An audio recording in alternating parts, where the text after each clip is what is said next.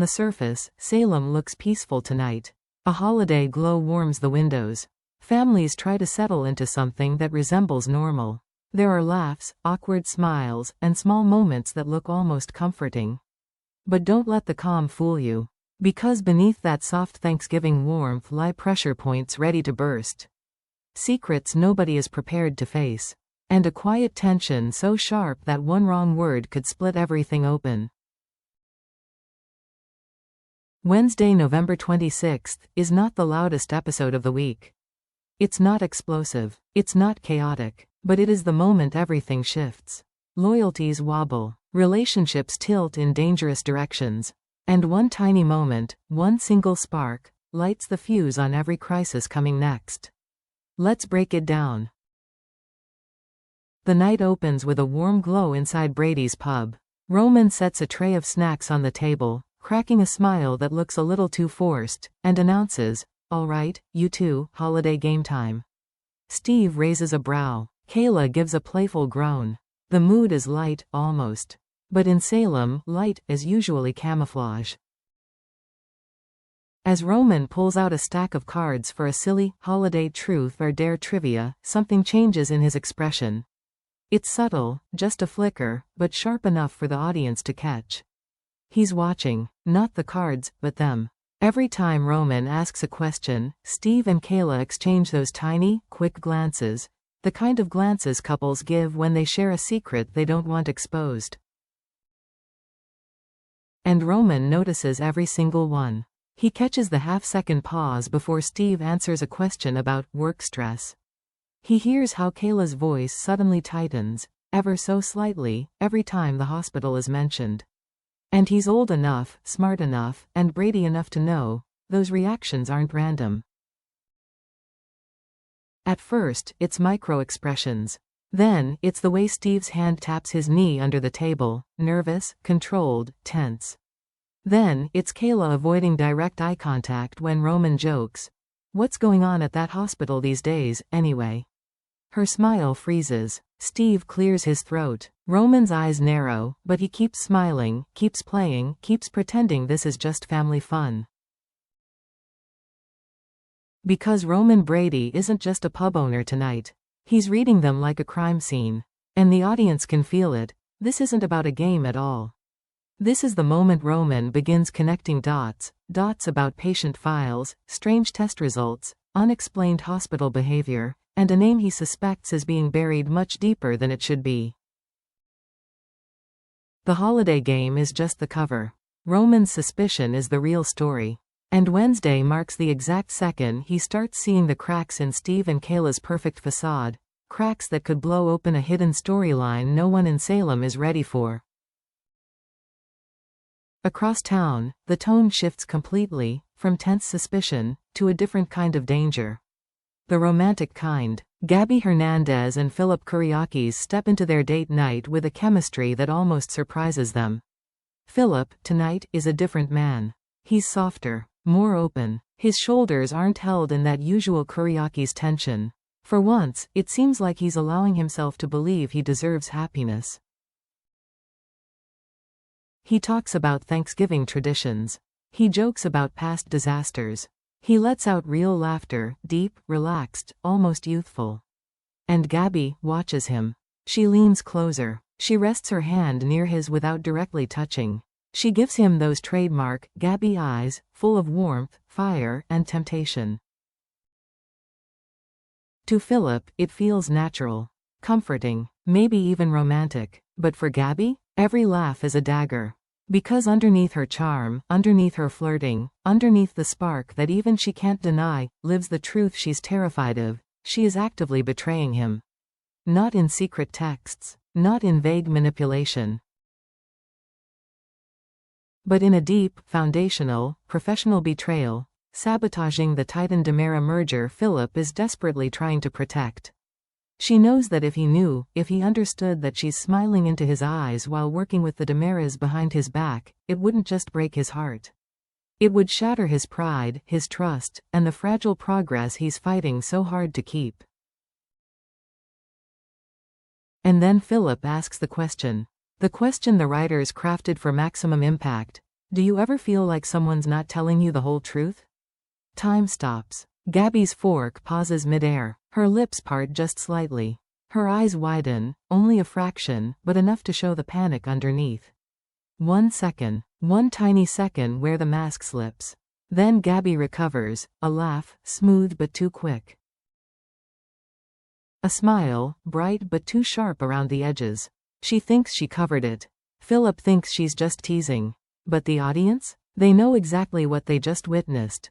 A woman who wants this man, emotionally, physically, romantically, while simultaneously pulling the rug out from under his career and future.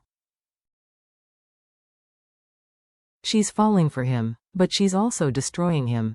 And Wednesday marks the quiet beginning of what will eventually be a devastating emotional collapse for Philip. A date built on charm, held together by chemistry, but doomed by betrayal. The spark between them is real. But so is the lie. And only one of those things can survive. And now, the emotional gut punch of the night hits harder than ever. Xander has been pretending he's fine. Pretending he's hardened. Pretending he's moved on. He signed the divorce papers. He told himself it was over. He convinced himself that closing the marriage meant closing the pain. But the truth? The truth is that Xander has been surviving, not healing. And tonight, that truth comes crashing down. Because when he walks into the hallway and sees that moment, Brady gently touching Sarah's arm, Sarah looking up at Brady with tear-softened eyes, the two of them wrapped in a quiet emotional connection, something in Xander's chest tears wide open. It's not dramatic. It's not scandalous. It's not even romantic. But it is intimate. Painfully intimate. He sees everything. The way Sarah relaxes when Brady speaks, the way Brady leans in with genuine worry, not pity, the way they breathe in the same rhythm, the way their trauma has pulled them into the same emotional orbit. It's subtle. It's fragile. It's real. And Xander freezes mid-step. His face shifts from confusion, to realization, to devastation. The color drains from his skin. His jaw locks so tight it looks painful. His shoulders stiffen as if someone punched the air out of his lungs. Because the jealousy isn't about losing a woman. It's about losing the last person who ever made him believe he could be good. This isn't rage. This is heartbreak he thought he'd buried with the divorce papers, but it was never gone. It was only waiting for the right wound to reopen it. Sarah eventually looks up and sees him. There's shock, guilt, sadness. Brady turns, his expression unreadable. 3 people, 3 emotions, no dialogue. And the silence between them hits harder than any shouted confrontation. Because in that silence, Xander understands something brutal. Sarah is moving on emotionally, and he is not. He turns away before he breaks in front of them. He walks off stiff, cold, wounded. And the audience feels it. Wounded Xander is dangerous. Not violent, not villainous, but unpredictable. Because when Xander hurts, he makes decisions from the darkest corners of his heart. And tonight marks the exact moment he starts heading toward a new, painful path. Meanwhile, over in the square, the night takes a different kind of unsettling turn. Chanel had only one goal, a quiet walk with baby Trey. A moment to breathe, to reset, to push aside the stress of Salem's chaos. Just a mother and her child enjoying fresh air. But in Salem, peace never survives for long. Out of the corner of her eye, a shadow shifts. A figure steps forward, smooth, confident, almost rehearsed. Aaron Green. He approaches with that strange, unsettling calmness he always carries, a smile that's too controlled, eyes that watch too carefully, a voice that sounds friendly but never feels warm. He greets her politely. He looks at Trey for a second too long. And then, casually, but with clear intention, he asks, "So, how's my son doing tonight?" Not baby Trey. Not the little guy. Not our child. My son. The phrase hits Chanel like a jolt. Her posture stiffens immediately. Her grip around Trey tightens. Her instincts flare to life like alarms. Nothing in Aaron's tone is aggressive. Nothing in his body language is overtly threatening. And that is what makes it worse. He's too calm, too collected, too aware of the control this moment gives him. He edges a little closer, just enough to make Chanel shift back. He asks seemingly innocent questions. What time does he nap now? Is he eating well? Do you take him out here often? But every question is too specific, too probing, too focused on routines, locations, opportunities. Wednesday becomes the moment Chanel finally, fully recognizes it. Aaron doesn't just want involvement. He wants access. He wants influence. He wants a foothold. And beneath that calm tone, there's something colder, a hint of entitlement, ownership, a subtle statement that he believes Trey is his to check on, his to monitor, his to claim. Chanel's heartbeat quickens. Her breathing sharpens. A mother's intuition takes over.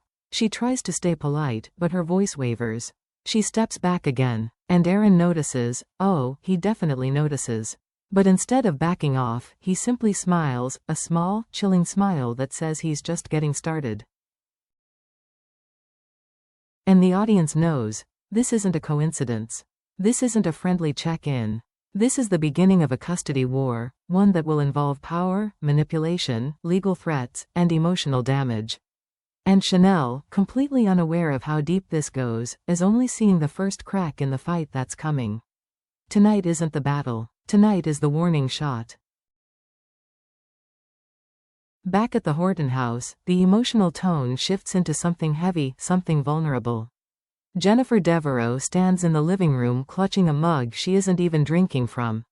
She's restless, pacing, breathing in shallow bursts. Julie notices instantly, because Julie always notices.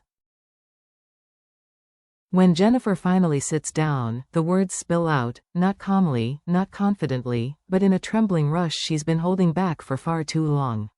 She admits she's terrified she made a mistake in the custody battle. Not just a small mistake, a life-altering one. She worries she pushed Chad too hard, too fast, at a moment when he was already struggling. She questions whether she fought for the children's best interest, or whether she fought out of guilt, fear, and the need to fix things she couldn't control. Her voice cracks as she says it. I don't know if I protected my grandchildren, or if I just drove their father deeper into something I can't reach. The fear underneath her confession is chilling. Jennifer senses Chad slipping. Not just from the family, but from himself. She worries the DiMera legacy, the power, the darkness, the endless cycle of revenge and secrets, is consuming him piece by piece. Changing him, twisting him, pulling him into the same shadow that destroyed so many DiMeras before him. Julie listens with a softness that only she can offer, warm, grounding, honest. But then she drops the line that freezes the room. Jennifer, whatever is happening with Chad right now, it's bigger than custody. And Jennifer's breath stops. Her eyes widen with that startled, dawning fear, the kind that tells the audience she feels something is terribly wrong. But she doesn't know what. Not yet. But we do. And Wednesday lets that dread sit in the silence, hanging over the Horton home like a storm cloud ready to burst. Meanwhile, upstairs, the most heartbreaking moment of the episode quietly unfolds. Little Charlotte DiMera sits alone in her room, surrounded by Thanksgiving decorations she helped Jennifer make earlier. Paper turkeys, colored leaves, a half-finished drawing of her family. She's trying so hard to smile. Trying so hard to be brave. She sets a plate at her tiny toy table, one for Mommy, one for Thomas, and one for Daddy. But that empty chair, that missing presence, it breaks her. Because she's old enough to feel something is wrong. She's old enough to know Daddy wouldn't miss Thanksgiving unless something bad happened. And everyone downstairs is pretending everything is fine. The forced cheerfulness makes her anxiety worse. So she does the only thing a little girl can do. She closes her eyes tight, brings her tiny hands together, and whispers, "Please, please let Daddy come home." It's not loud. It's not dramatic. It's pure innocence, heartfelt, desperate, and painfully sincere. And the audience feels it like a punch to the chest. Because we know exactly where Chad is. underground. Trapped. Locked in the Demera crypt beside Kristen and Tony. No phone. No escape. No one searching for him. Everyone he loves thinks he's busy, stressed, upset, but not missing. Charlotte's wish becomes the emotional anchor of the entire episode. It symbolizes everything Salem doesn't see, the danger brewing beneath the surface, the secrets hidden in the dark, and the storm ready to break open. It's hope against horror, light against darkness, a child's fragile heart up against a family curse she doesn't understand. And it is devastating. Wednesday doesn't end with fireworks. It ends with tension, suffocating, unstated, emotional pressure that twists through every storyline. Roman senses danger. The kind that starts in files, in whispers, in medical secrets someone tried to bury. Gabby edges toward heartbreak, a heartbreak she's crafting with her own hands, even as she falls deeper for Philip. Xander hits the moment that unravels him, the moment that reignites jealousy, regret, and a wounded pride that will not stay quiet. Chanel receives her first real warning that Aaron isn't simply visiting. He's planning, studying, positioning himself for a battle she never expected to fight. Jennifer feels dread rising, the instinct a mother gets when something is wrong with her child, even if she can't explain why. And Charlotte, innocent and terrified, offers up a wish that will haunt the audience long after the episode ends. This isn't the explosion. This is the pressure that makes characters break. This is the spark that lights the fire. Because Thursday to Thursday is the day Salem stops pretending. The day truths surface. The day secrets slip. The day the consequences begin. Wednesday is the breath before the scream. And Thursday is when the scream finally comes.